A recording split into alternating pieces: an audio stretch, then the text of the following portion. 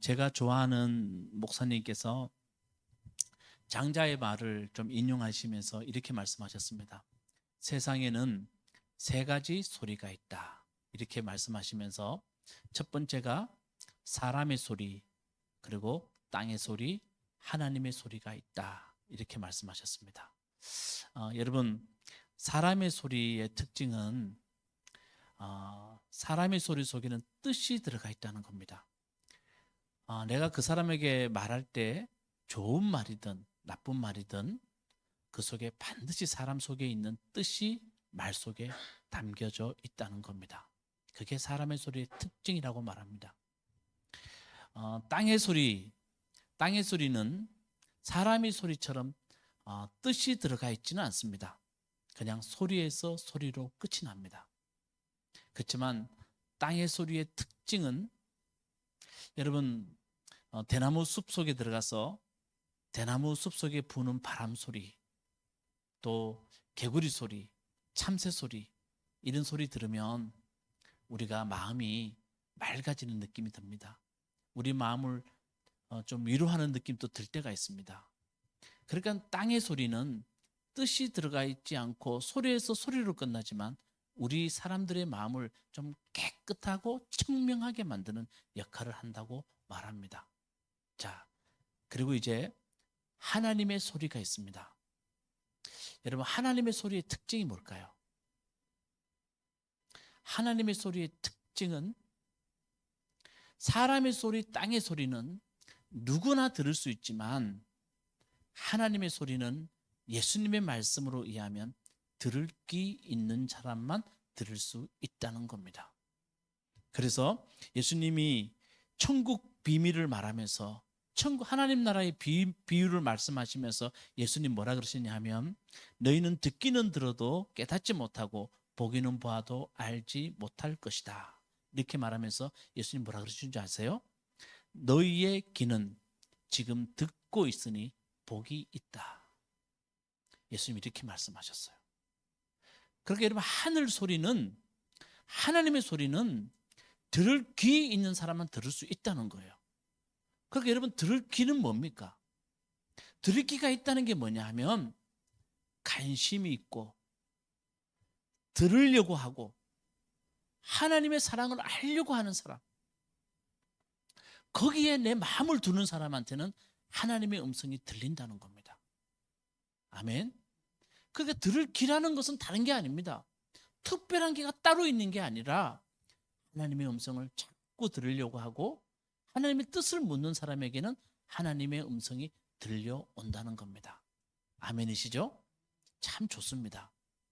자, 그렇다면 제가 왜 이런 말씀 드렸냐 하면 오늘 주님이 들려주시는 하늘 소리 한번 들어보자는 겁니다. 여러분, 마가복음은 16장까지밖에 없어요. 그런데 11장부터 16장까지를 보면 예수님이 마지막 생애를 마감하신 예루살렘에서 일어났던 일을 기록하고 있어요. 다른 복음서와 다른 점은 예수님이 마지막에 그의 삶을 보낸 그 예루살렘 행을 가장 길게 보고하고 있다는 거예요. 16장까지인데 11장부터 16장까지를 기록하고 있다니 40% 이상을 예수님의 마지막 이야기를 마가복음 기록하고 있어요. 거기에서 예수님은 예루살렘을 향하여서 예수님이 귀한 말씀 던져주세요. 그 이야기를 우리가 들어야 돼요. 길게 기록하면서 그 길게 기록한 이유는 우리에게 들려줄 말씀이 있다는 거예요. 그걸 좀 들어야 돼요. 아멘. 그게 참 중요합니다. 자, 여러분, 예루살렘 많이 들어보셨죠? 자, 그러니까 예루살렘이 어떤 곳인가 이제 좀 잘 들으셔야 돼요. 교회 다니면서 이런 것 좀 알아야 돼요, 기본으로. 자, 예루살렘을 향한 수식어들이 있어요. 이걸 알면 예루살렘이 어떤 곳인지 알아요. 자, 아리엘, 시온, 우주의 배꼽, 다윗의 도시. 이게 예루살렘을 향한 수식어들이에요. 자, 아리엘이라는 말은 하나님께 번제를 드린다, 예루살렘에는 예루살렘 성전이 있어요. 그래서 그곳에서 하나님께 번제를 드린다, 제사를 드린다라는 의미가 이 속에 담겨 있어요. 그러니까 하나님께 제사를 드리는 곳이니 신성한 곳이죠. 성스러운 곳이죠. 그게 시온이란 뜻이에요. 시온의 영광이 빛나는 아침. 우리 그런 찬양 있잖아요. 마찬가지로 하나님께 번제를 드리니 신성한 곳입니다. 그게 예루살렘의 수식어예요. 우주의 배꼽. 여러분, 배꼽은 우리 몸에 어디에 있나요? 예, 가장 중심에. 유대인들은 우주의 중심이 있다고 믿었어요. 그게 어디라고요? 예루살렘이에요. 자, 배꼽은 왜 있습니까? 어머니와 연결되어 있는 유일한 곳이 어디입니까? 배꼽이에요. 그들은 믿어요. 하나님과 연결된 곳. 비록 땅에 있지만 하늘문, 하나님과 연결된 곳, 하나님을 볼 수 있는 곳이 어디냐 하면 예루살렘이에요. 다윗이 수도를 예루살렘으로 옮겼어요. 그래서 다윗의 도시라고도 불러요. 이게 예루살렘이에요. 그러니까 다시 한번 여러분 정리해 봅시다. 유대인들에게 예루살렘은 하나님을 만나는 곳이자 예배드리는 곳이에요. 그 아주 신성한 곳이에요. 그러니까 이들은 1년에 3번 반드시 절기 때마다 예루살렘으로 올라갑니다. 그래서 예루살렘에서 그들이 하나님께 제사를 드립니다. 그게 유대인들의 아주 중요한 신앙의 고백이에요. 그들은 예루살렘 올라감으로 말미암아 신앙의 고백을 해요. 자, 그렇다면 이 예루살렘이 언제 지어지냐 하면 다윗이 준비하고 첫 번째 예루살렘 성전을 지은 사람은 누굽니까? 솔로몬이에요. 솔로몬. 근데 솔로몬 때 성전이 지어지는데 솔로몬 때 지어진 이 성전은 바벨론 포로기 때 이 성전이 무너집니다. 언제요? 바벨론 포로기 때. 그리고 다시 한번 이 성전이 지어지는데 페르시아의 고레스 왕의 도움으로 인해서 스룹바벨이 이 성전을 다시 짓습니다. 하나님의 성전을. 그런데 이 성전을 본 이스라엘의 어르신네들은, 기존에 다윗의 성전을 본 사람들은 이 성전을 보고 엉엉 웁니다. 왜요? 너무나 초라해서. 포로에서 돌아온 사람들이 지은 성전은 그들은 먹을 것도 없고 할 것도 없지만 먼저 지은 것이 성전이기 때문에 성전이 대단히 초라했습니다. 그리고 이 성전이 다시 한번 복구되는데 완전히 지어진 게 아니고 그들이 그 초라한 성전 위에 완전히 새롭게 그들이 성전을 짓습니다. 누가요? 헤롯 대왕이 짓습니다. 헤롯 대왕은 어떤 사람이냐 하면 에돔 사람입니다. 성경에는, 옛날 성경에는 이두메라고 되어 있습니다. 그게 어디냐 하면 에돔입니다. 자, 에돔 사람인 헤롯이 유대 사람을 통치하기 위해서 그가 유대 사람들한테 환심을 사야 돼요. 유대인들은 자기 민족이 아닌 사람이 왕이 되어서 자신을 통치하는 걸 인정하지 않아요. 그러니까 헤롯 왕은 에돔 사람인데 어떻게 하든 유대인들의 환심을 사야 돼요. 그래서 그가 가만히 보니까 유대인들은 성전 중심이에요. 그래서 헤롯이 기원전 20년에 예루살렘 성전을 증축을 합니다. 예루살렘 성전을. 이 성전은 65년에 기원 후 65년에 이 성전은 오랜 기간 동안에 성전이 지어지고 대단히 화려한 성전이 지어집니다. 여러분, 예수님이 예루살렘 성전에 올라갔을 때, 처음으로 올라갔을 때 제자들이 뭐라 그런 줄 아세요? 예수님께 이렇게 말해요. 선생님, 누굽니까 선생님이? 예수님이죠? 예수님 보십시오. 얼마나 굉장한 돌입니까? 얼마나 굉장한 건물입니까? 그게 헤롯 성전이에요. 그러니까 예수님이 오셔서 예수님이 맞이한 예루살렘 성전은 누가 지은 거냐 하면 다윗 때 지은 성전도 아니고 수르바벨 때 지은 성전도 아니고 누가 지은 성전이에요? 헤롯이 지은 성전이에요. 그러니까 여러분, 헤롯이라는 사람은 대단히 영리한 사람입니다. 그래서 여우라는 소리까지 듣습니다. 아주 영리한 사람이에요. 그래서 그는 예루살렘 성전을 딱 지어놓고 어떻게 하든 유대를 통치하기 위해서 거기에 누굴 세웠냐 하면 자기한테 충성된 사람, 대제사장, 자기의 충성된 제사장, 율법학자, 바리새파 사람, 사두개파 사람을 그가 세워요. 71명을 세워요. 그게 유명한 사내들인 공의회예요. 이 사람들은 입법권과 사법권을 갖고 있어요. 들으시면 딱 알겠죠. 입법권과 사법권 가지고 있다는 것은 대단히 큰 힘을 갖고 있다는 거예요.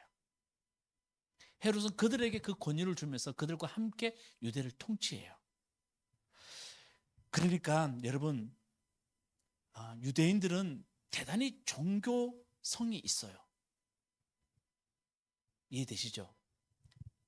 헤롯은 잘 알아요. 이 종교성을, 이 종교법을 이용해서 사람들을 이용해야 되겠다라고 해서 종교심이 많은 유대인들을 성전을 지어주면서 그 종교심을 이용해요. 그렇게 여러분 잘 보세요. 거기에 동조한 사람들이 성전에서 일하는 사람들이에요. 저는 이 말씀을 보면서 여러분들에게 한번 말씀드리고 싶은 것이 뭐냐 하면, 여러분, 우리한테는 다 종교심이 강해요. 그런데 정말 교회나 종교가 하지 말아야 할 것이 뭐냐 하면 그걸 이용하는 거예요. 예루살렘 성전에, 교회가 성전이 타락하는 전형적인 모습이 어떤 거냐 하면 사람들의 종교심을 이용해서 자신들의 이권을 챙기는 거예요. 그게 어디였냐 하면 예루살렘 성전이었어요. 자, 여기까지 제가 서론적으로 말씀드리고, 자, 이제 예수님께서 이 예루살렘 성전을 향해 가십니다. 자, 종려나무를 흔들면서 사람들이 예수님을 환영하고, 예수님은 이제 첫째 날 예루살렘을 향하여 예수님이 가십니다. 여러분, 예수님이 예루살렘 가실 때 뭐 타고 가신 줄 아세요? 말을 타고 갔을까요? 나귀를 타고 갔을까요? 예수님 첫째 날 예루살렘을 올라가세요. 뭐 타고 가셨다고요? 나귀를 타고 가요. 예루살렘의 뜻은 평화의 도시예요. 나귀는 뭘 상징하냐면 평화를 상징해요. 예수님이 나귀를 타고 가셨다는 것은 여기에 내가 평화를 주러 왔다. 예수님 이 땅에 평화를 주러 오셨다는 거예요. 여러분, 당시에 헤롯이 다스리고 있지만 전체적으로 그 땅을 다스리는 건 누구냐 하면 로마예요. 로마가 사람들을 다스리기 위해서 쓴 동물이 있어요.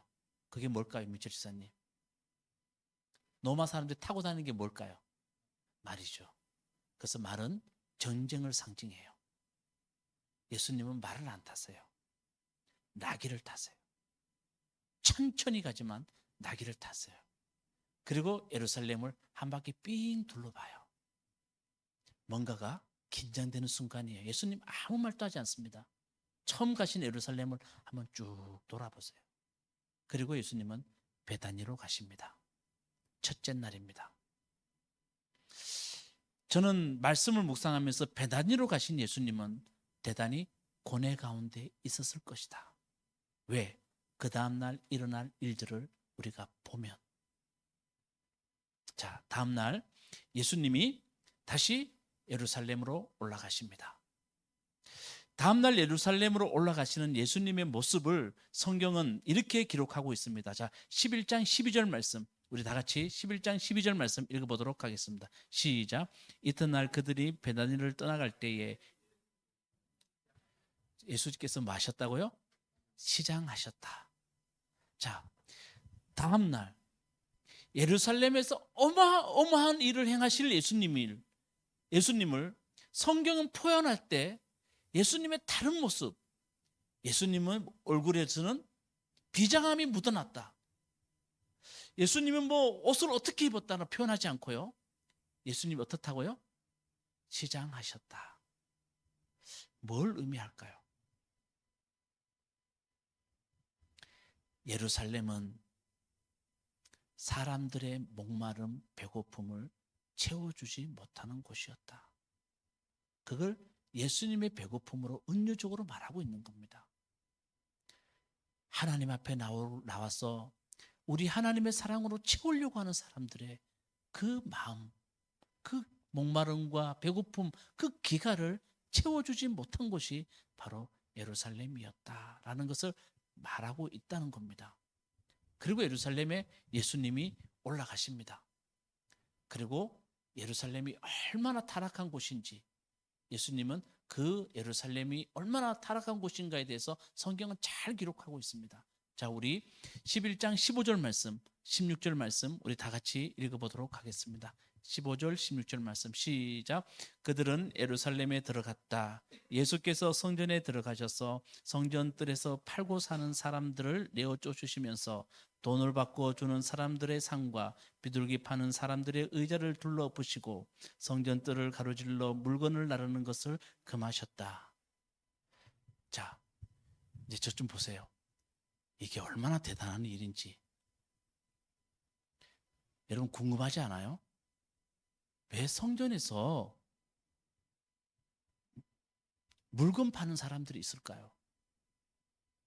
왜 성전에서 환전하는 사람이 있을까요? 안 궁금하세요? 이게 어떤 의미가 있는지를 우리가 알아야 돼요. 여러분, 사람들은 하나님 만나려고 1년에 3번 그 먼 길을 떠나서 예루살렘으로 와요. 제물을 드려야 돼요. 제물을 드리려고 할 때 그들은 먼 길에서 왔기 때문에 제물을 가져올 수가 없어요.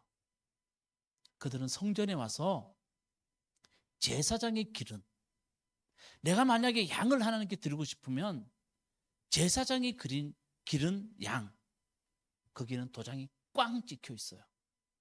그 양을 사야 돼요. 그러니까 하나님께 제사를 드려야 돼요. 그러니까 그 양의 값은 누가 매기는 겁니까? 성전에서 장사하는 사람들 마음이에요. 예배를 드려야 되니까 그 예배를 드리기 위해서 그들은 반드시 제물을 사야 돼요. 그래서 제사장들이 기른 양, 흠이 없는 양이라 그러죠. 거기에 흠이 없다고 도장이 꽝 찍혀 있어요. 그걸 사야 돼요. 환전을 해요. 그런 하나님의 성전에 사람들이 갈 때에는 성전세를 내야 돼요. 구약 성경에 반세계를 내라 그랬어요. 그 반세계를 내야 되는데 그는 성전의 세겔이에요. 우리가 일상에 쓰는 돈이 아니에요. 그러니까 그 세겔은 성전에 가져와서 내가 돈을 가지고 그 세겔을 사기 위해서 환전을 해야 돼요. 환전세가 얼마일까요? 붙이는 대로예요. 신민철 권사님이 거기 계시면 신민철 권사님 마음이에요. 그리고 그 이득은 다 누구한테 가요? 예, 성전을 다스리고 있는 사내들인 공회의 사람들, 그리고 거기에 붙어 있는 사람들한테 그 모든 것이 다 가요. 자, 봅시다. 예수님이요, 그 사람들의 모습을 보고 뭐라 그랬냐면 강도짓이라 그랬어요. 예수님이 이렇게 말씀하세요. 내 하나님의 집을 강도의 소굴로 만들지 마라. 여러분, 이 말이 비수처럼 들려와요. 사람들을 빼앗는 강도짓을 하고 있는 것이 하나님의 성전에서 하고 있는 일이다. 그러면서 예수님이 이렇게 말씀하세요. 따라합시다. 내 집은 기도하는 집이다. 여러분, 무슨 말입니까? 내 집은 기도하는 집이란 뜻은 뭡니까? 기도로 하나님 만나잖아요. 얘들아, 내 집은 하나님 만나는 곳이다. 나의 집은 너희가 하나님 만나는 곳이다. 그렇게 예수님 말을 해요. 말씀을 하세요. 그러니까 여러분 보세요. 예수님이 거기 있는 상도 다 둘러엎어요. 대단한 도전이에요. 작은 도전이에요. 목숨을 건 도전이죠. 그러니까 이 율법학자들과 바리새파 사람들과 그리고 대제사장과 제사장들은 자기들의 이권을 무너뜨리는 일이에요. 그렇게 이 사람들이 결국은요, 예수님 죽일 생각합니다. 결국은 이 사람들에 의해서 예수님 어떻게 됩니까? 십자가에 돌아가세요. 이 사건이 결정적이에요. 예수님이 이 성전을 건들지 않았으면 모르겠지만 저는 성경을 읽어보니까 이 성전을 건드려서 예수님은 결국은 십자가에 이 사람들에 의해서 못 박히시게 되는 거예요. 그렇게 예수님이 이 성전을 통하여서 예루살렘에 올라가셔서 이 성전에서 행하신 일을 통하여서 우리에게 들려주고 싶은 정말 소중한 말씀이 있다는 거예요. 이걸 우리가 들어야 된다는 거예요. 여러분, 사람들은 다 종교심이 강해요. 제가 서론의 이야기 들었지만 그 종교심을 이용해서는 안 돼요. 교회와 그리고 교회는 그래서는 안 돼요. 근데 예수님은 그 일들을 통해서 정말 하나님이 들려주는 소리를 들려주고 싶었던 거예요. 그걸 오늘 이제 마지막으로 좀 들어봅시다. 예수님이 예루살렘 성전에 올라가실 때 시장하셨죠. 그죠? 그때 예수님이 무화과나무한테 가요. 무슨 나무? 우리 교회예요. 자, 무화과나무한테 가셨어요. 그럼 무화과나무 열매를 좀 따먹으려고 그러셨어요. 근데 무화과나무 열매가 없어요. 그 예수님 뭐라 그러냐 하면 이렇게 말씀하세요. 내게서 열매를 따먹을 사람이 없을 것이다 라고 무화과나무를 저주해 버려요. 자, 그때 성경은 이렇게 기록하고 있어요. 무화과나무 때가 아니었다고. 여러분, 때가 아니면 열매가 있어요, 없어요? 근데 예수님 왜 저주했을까요? 자, 이 무화과나무는 성경에 보니까 교회를 상징해요. 예수님은 무화과나무에 이 열매 없는 무화과나무를 저주했다는 말은 예수님은 이 땅에 오셔서 그 어떤 것도 하나 파괴하지 않으신 분이에요. 특히 자연은 예수님은 절대 파괴하지 않으세요. 근데 무화과나무를 저주했다는 말은 상징적인 의미가 있다는 거예요. 그럼 이 무화과나무가 무슨 의미를 어떤 것을 상징하고 있냐면 무화과나무는 뭘 상징하고 있어요? 예루살렘 교회예요. 그걸 예수님 말씀하고 계세요. 여러분, 우리 교회는 무화과나무 교회예요. 우리가 교회를 상징하는 교회가 되었으면 좋겠어요. 아멘? 그러니까 예수님 무화과나무를 저주해버리고 나니까 20절에 보니까 베드로가 말을 해요. 예수님, 무화과나무가 뿌리째 말라버렸습니다 라고 말을 해요. 21절에 보니까 그래서 베드로가 전날 일이 생각나서 예수께 말하였다. 랍비님, 저것 좀 보십시오. 선생님이 저주하신 저 무화과나무가 말라버렸습니다 라고 말을 해요. 무화과나무 어떻게 됐다고요? 다 말라버렸어요. 그때서야 예수님은 정말로 교회를 향한 하나님의 귀한 말씀을 예수님 가르쳐줘요. 말라버린 무화과나무, 아무런 열매가 없는 교회를 향하여서 예수님이 귀한 말씀해줘요. 자, 여러분 22절 말씀, 자 보세요. 눈으로. 예수께서 그들에게 말씀하셨다. 다 같이 시작. 이거예요. 이게 다예요. 예수님이 예루살렘 성전을 향하여서 하신 말씀이 다른 말씀이 아니에요.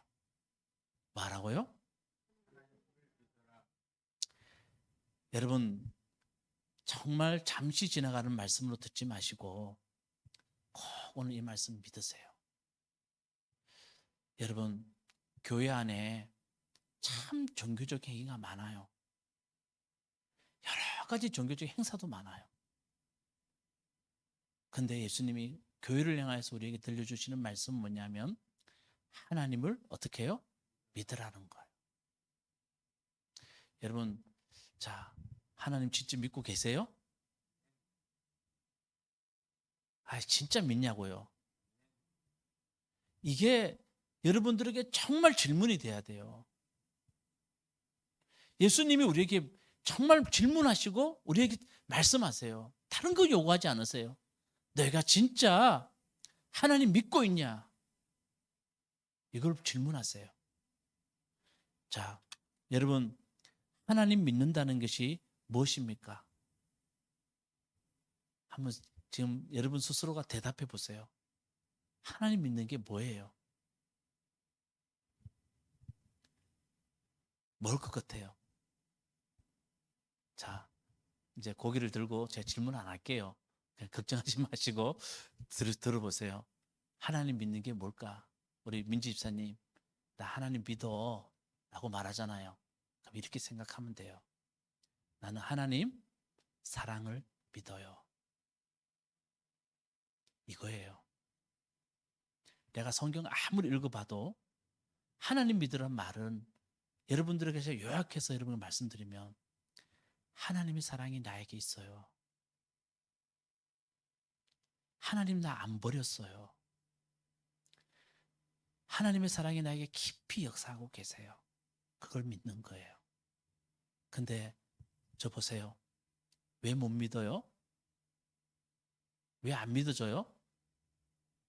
자꾸 내 형편을 보기 때문이에요. 나 그렇게 하나님 세상 사람들보다 잘 살지도 못하고 어려운 문제도 많고 왜 나에게만 이런 문제를 주십니까? 라고 우리 자꾸 생각해요. 그러니까 하나님 사랑이 나를 사랑한다는 생각이 깊이 안 들어요. 맞죠? 근데 우리는 어떻게 생각하냐 하면 저도 마찬가지예요. 하나님, 나 왜 이렇게 이런 밖에 하나님 안 쓰세요? 나에게 왜 이렇게 힘든 일만 자꾸 일어나요? 라고 여러분 생각하면요. 어떤 일이 벌어지냐 하면 하나님 사랑은 저 사람한테 많은 것 같은데 나한테는 어때요? 야, 없는 것 같아요. 그러니까 나 하나님 자녀 안 할래요. 라는 말이 맞아요, 틀려요? 틀린 거예요. 여러분, 하나님의 사랑은 우리 속에 충만하게 있어요. 그걸 믿는 것을 우리는 하나님을 믿는 거라고 말을 해요. 아멘. 그러니까 여러분 한번 생각해 보세요. 그 하나님의 사랑이 우리한테 너무 크기 때문에 성경은 이렇게 표현해요.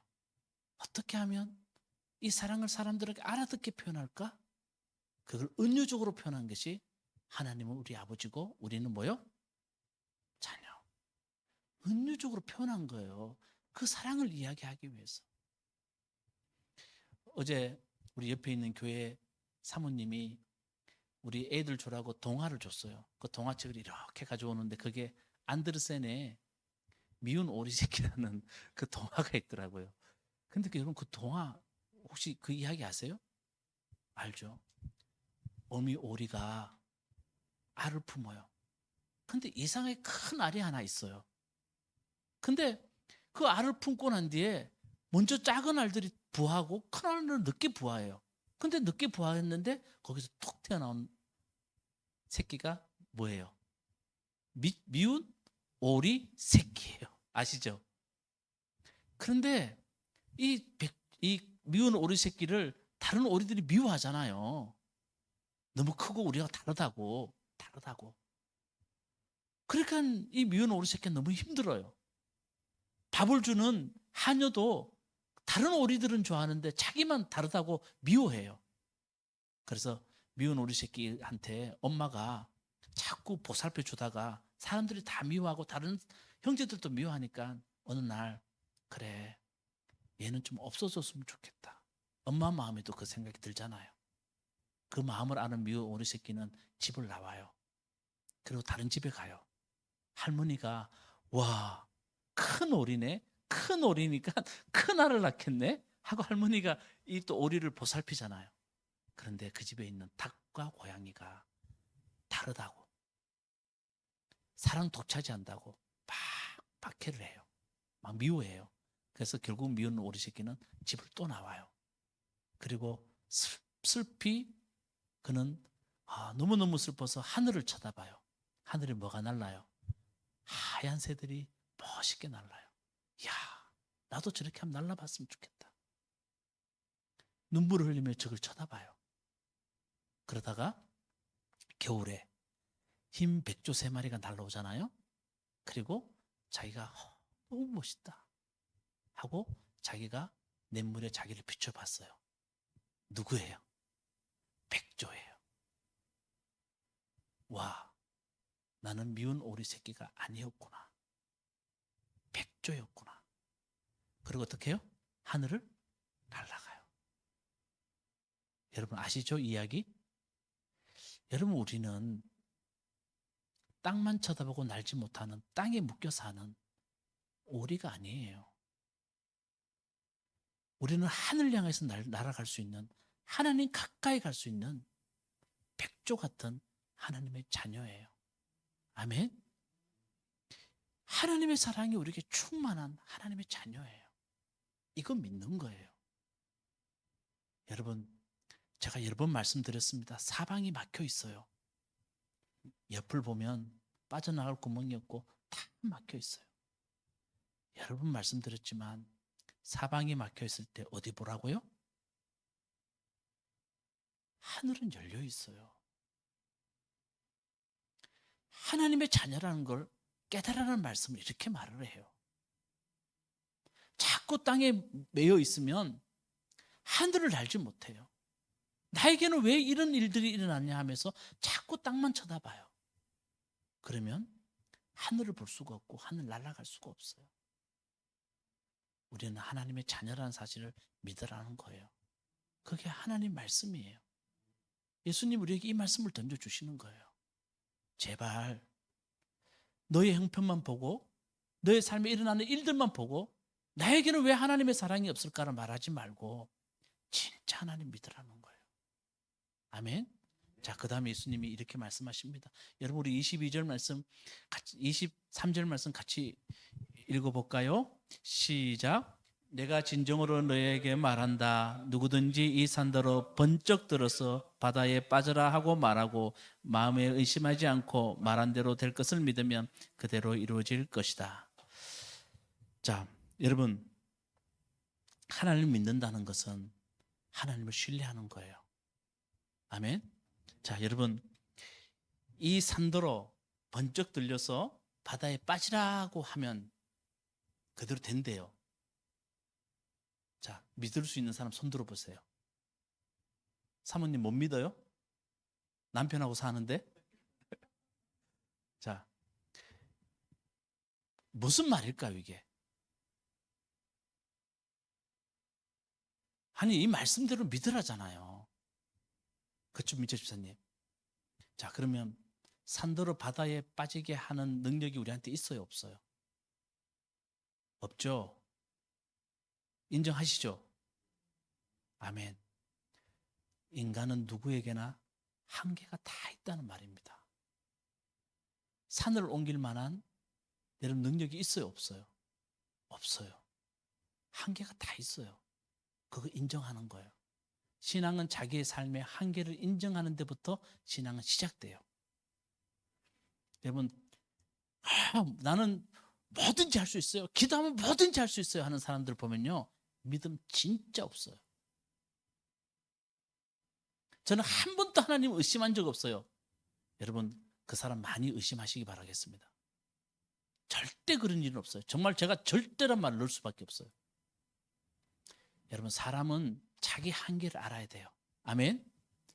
산을 옮겨서 바다에 빠뜨릴 능력이 우리에게 없어요. 여러분 암 걸린 사람 여러분 기도해서 낫게 할 수 있는 능력이 여러분 있어요, 없어요? 병 앞에서는 여러분 다 죽어요. 그냥 저도 병 앞에 죽을 수밖에 없는 존재라는 걸 저는 알고 있어요. 그렇죠?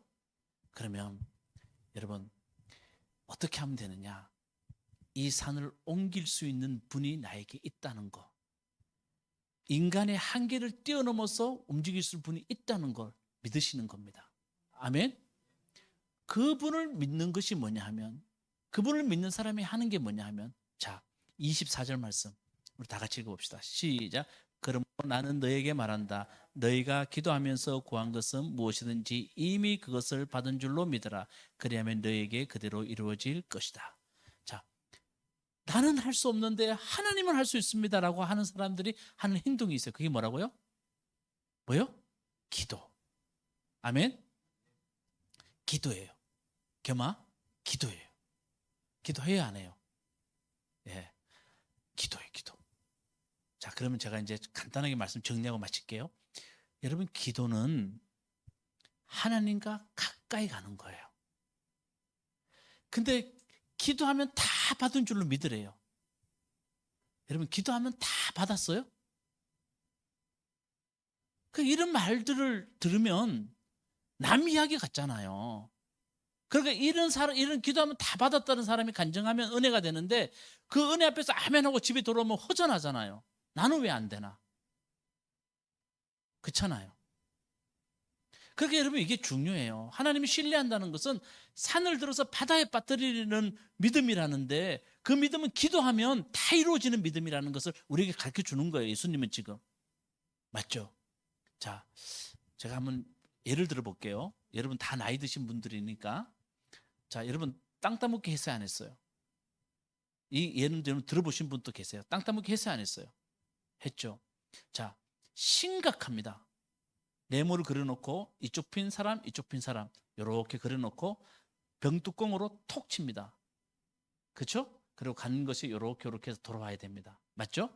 그리고 여긴 내 땅이 됩니다. 그리고 나중에 땅 따먹기 해서 이긴 사람은 정말 날듯이 기쁩니다. 땅 따먹기 정말 심각해요. 애들한테 막 주먹질까지 나올 수 있어요.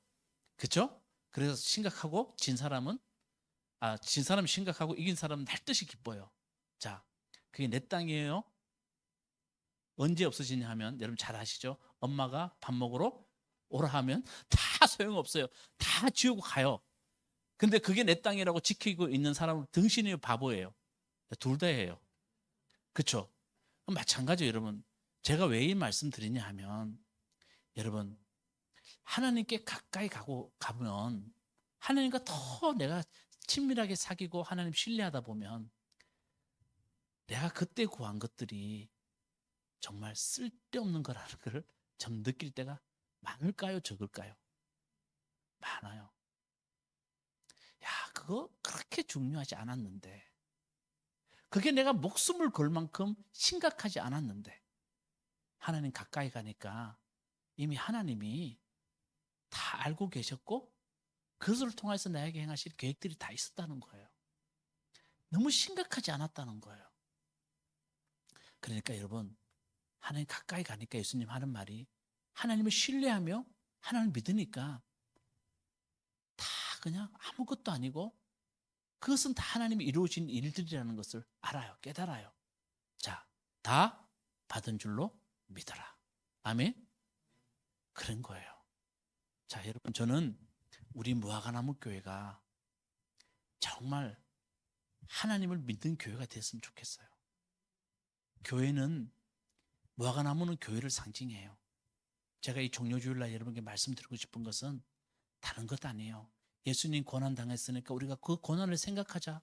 그 고난을 느끼자 이게 아니에요. 예수님이 고난을 통해서 우리가 들려주고 싶은 이야기는 뭐냐 하면 진짜 너희들 하나님 좀 믿었으면 좋겠다. 교회가 하나님 좀 믿었으면 좋겠다. 하나님이 자녀는 걸 믿고 너무 문제 앞에 심각하지 않았으면 좋겠다. 너희는 오리가 아니고 뭐라고요? 백조야. 하늘을 나는 백조야. 하나님께 가까이 갈 수 있는 백조야. 그리고 우리는 기도하면 다 받을 수 있는 능력 있는 자녀야. 하나님 앞에 가까이 가면 그 모든 문제 앞에서 우리가 충분히 이겨낼 수 있는 자녀라는 걸 하나님이 우리에게 가르쳐줘요. 아멘. 그러니까 우리 정말로 하나님의 자녀인 걸 깨달읍시다. 어제 우리 선배가 저한테 카톡을 보내줬어요. 여러분 그 카톡 내용이 뭔지 아세요? 이렇게 되어 있어요. 당신을 힘들고 지치게 하는 것은 앞에 있는 산이 아니고 당신 신발 안에 있는 작은 모래알입니다. 어때요? 되게 은혜가 되더라고. 나를 힘들고 아프게 하는 것은 앞에 있는 산이 아니고 신발 안에 있는 작은 모래알이라고. 여러분, 모든 문제의 원인은 우리한테 시작됩니다. 우리가 하나님 제대로 믿으면 그 모든 것들을 이겨내고 주님 앞에 나갈 줄로 믿습니다. 아멘.